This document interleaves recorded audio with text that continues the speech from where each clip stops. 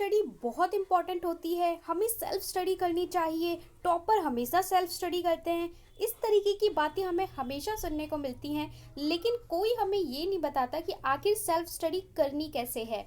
So hey friends, this is me Mudita and once again welcome on your favourite Mudita IAS warriors. यहाँ पे मैं आपको देने वाली हूँ 7 अमेजिंग टिप्स, जिससे आपको ये पता चलेगा कि आखिर सेल्फ स्टडी करनी कैसे चाहिए। अगर आप 20 मिनट सेल्फ स्टडी करते हैं या 2 घंटे सेल्फ स्टडी करते हैं, दोनों ही आपको इफेक्टिव लगेगा अगर आप इन टिप्स को फॉलो करते हैं। सो स्टार्ट करते हैं हमारी इंटरेस्टिंग टिप्स, जिससे आपको ये पता चलेगा कि आखिर सेल्फ स्टडी करनी कैसे है। सो नंबर 1 है time slot. You have to first of all decide your time slot. आपको सेल्फ स्टडी का अपना परफेक्ट टाइम डिसाइड करना है। कैसे? कुछ स्टूडेंट होते हैं जिनका फोकस या कंसंट्रेशन मॉर्निंग में सबसे ज़्यादा होता है। कुछ स्टूडेंट्स होते हैं जिनका रात को कंसंट्रेशन होता है। तो आपको ये डिसाइड करना है कि आपका कौन सा टाइम है जिस वक्त आपको पढ़ने में सबसे ज़्यादा फोकस कर पाते हैं। आपको वो टाइम चूज़ करना है। ऐसा नहीं है कि आप सोने जा रहे हैं, बेड पे जा रहे हैं और उस वक्त आप लेके बैठ गए कि हाँ बस पढ़ना है आज तो हम पढ़ रहे हैं। उस वक्त नहीं पढ़ना। जिस वक्त आपका फोकस या कंसंट्रेशन सबसे ज़्यादा होता है, आपको उसी टाइम पे पढ़ना है। ये है सेल्फ स्टडी की नंबर 1 पॉइंट। सो आपको अपने अकॉर्डिंग टाइम डिसाइड करना है। मॉर्निंग, आफ्टरनून, इवनिंग, जो भी टाइम है। अगर आप उस वक्त 1 घंटा या आधा घंटा या 20 मिनट भी पढ़ते हैं तो वो बहुत ज़्यादा इफेक्टिव होगा। ओके, तो first of all you have to decide your time. Tip number 2 है, यहाँ पे आपको क्या करना है। जब आपने अपना टाइम डिसाइड कर लिया तो आपको जो सब्जेक्ट या जो कुछ पढ़ना है उस टाइम पे, आपके टेबल पे, आपकी स्टडी टेबल पर केवल वही बुक होनी चाहिए, यानी ओनली 1 बुक। ऐसा ना हो कि यहाँ पे किताबों का ढेर लगा हुआ है। साइकोलॉजिकली अगर आपके आसपास बहुत सारी किताबें, बहुत सारी चीज़ें रखती हैं तो आपके दिमाग को बर्डन फील होता है। ऐसा लगता है यार बहुत कुछ है।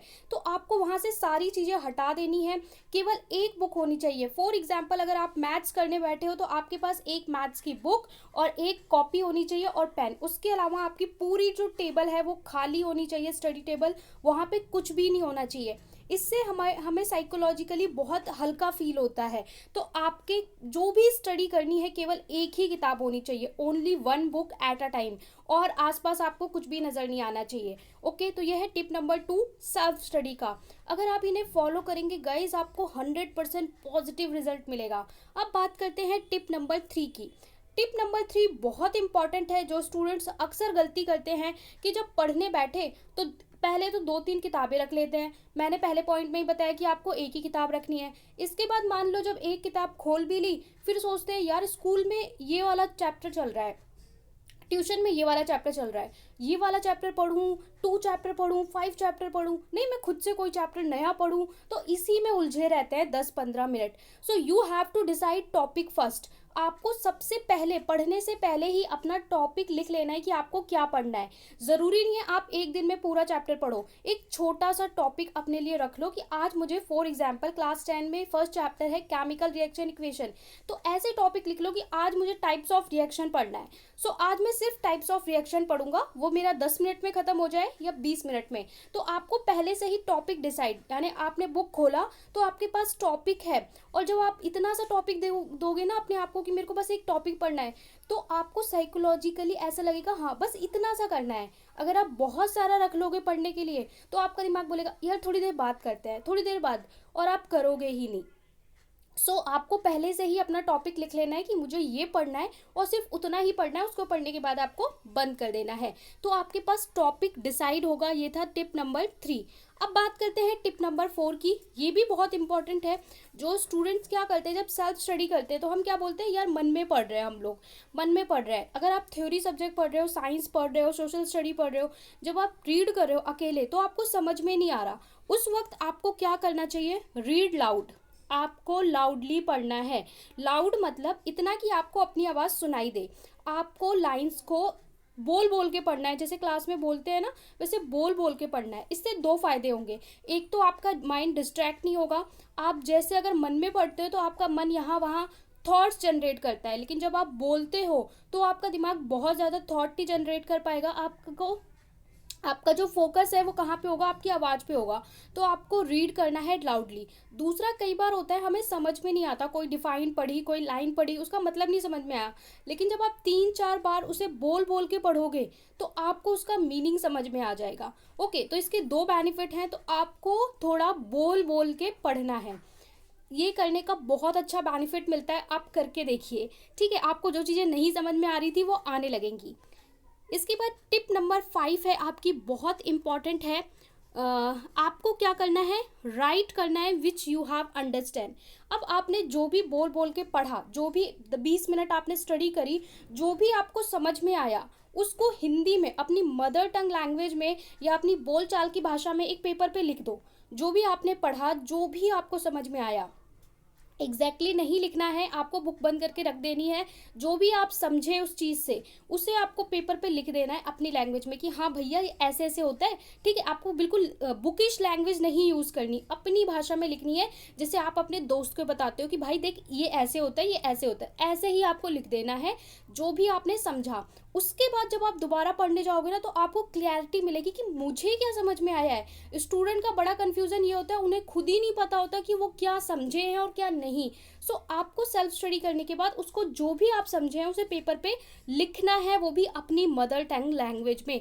सो ये है टिप नंबर 5 सेल्फ स्टडी का। टिप नंबर 6 है study location. You have to decide your study location. What is study location mean?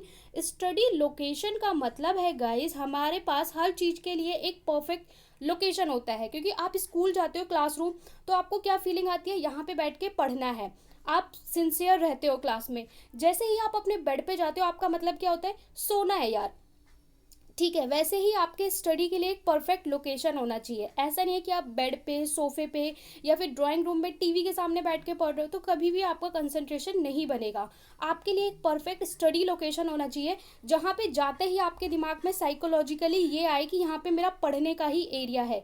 जैसे हर काम के लिए एक परफेक्ट एरिया होता है, ठीक है, वैसे स्टडी के लिए भी एक परफेक्ट एरिया होना चाहिए। तो घर में आपका एक कॉर्नर होना चाहिए, स्टडी टेबल, जहाँ पे आप लोग चार्ट लगा सकते हो, अपनी बुक्स रख सकते हो, मोटिवेशनल कोट्स लग सकते हो, कि जहाँ बैठते ही आपको ये फीलिंग आए कि आप पढ़ाई कर रहे हो। और अगर आपका स्टडी कॉर्नर नहीं है तो you have to create study corner. आप कैसे क्रिएट कर सकते हो, आप साइड में कहीं पे भी एक कॉर्नर क्रिएट कर लो अपनी पढ़ाई के लिए। और अगर आपका कुछ भी नहीं है, घर में स्पेस नहीं है, तो आप साइड में एक जगह पे थोड़ा सा चार्ट पेपर लगा लो, वहाँ पे मोटिवेशनल कोट और अपना टाइम टेबल, और वहीं पे ज़मीन पे भी आप बैठ के आराम से पढ़ सकते हो। बस आपको बेड पे, सोफे पे, ऐसी जगह पे नहीं बैठना जहाँ पे आपको आराम मिले।